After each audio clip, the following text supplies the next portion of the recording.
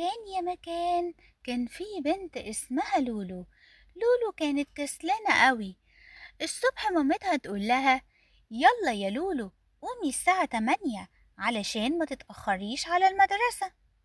لولو تقول: أنام 5 دقايق كمان يا ماما، مش عايزة أقوم دلوقتي. ودايما تروح المدرسة متأخر. ولما تروح البيت مامتها تقول لها: يلا يا لولو، عندك واجب لازم تخلصيه دلوقتي. لولو تقول: مش دلوقتي يا ماما، أنا عايزة أريح شوية. المدرسة كانت عاملة رحلة لمتحف الديناصورات، والمدرسة كانت قايلة كل واحد يجيب معاه علبة ألوان عشان في المتحف هنلون الديناصورات. لولو لما روحت البيت مامتها قالت لها: يا لولو، حضري شنطتك وحطي الألوان في الشنطة علشان الرحلة بكرة. لولو قالت: مش دلوقتي يا ماما، هلعب بس شوية، وقبل لما انام هحضر الشنطة وهحط الألوان.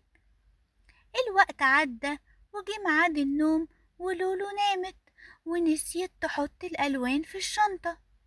طبعا الصبح عشان لولو كسلانة صحيت متأخر، جريت بسرعة على مامتها وقالت: فين الألوان يا ماما؟ بسرعة، أنا كده هتأخر على الرحلة. مامة لولو قالت: تعالي ندور عليها بسرعة. قعدوا هما الاتنين يدوروا وبرضه ملقوش الألوان.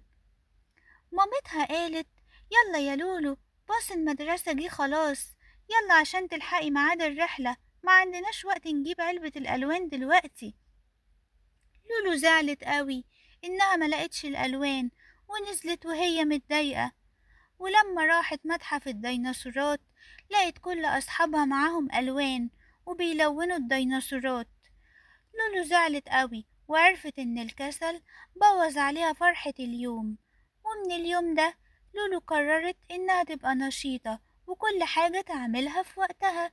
وتوتة توتة خلصت الحدوتة. حلوة ولا منتوتة؟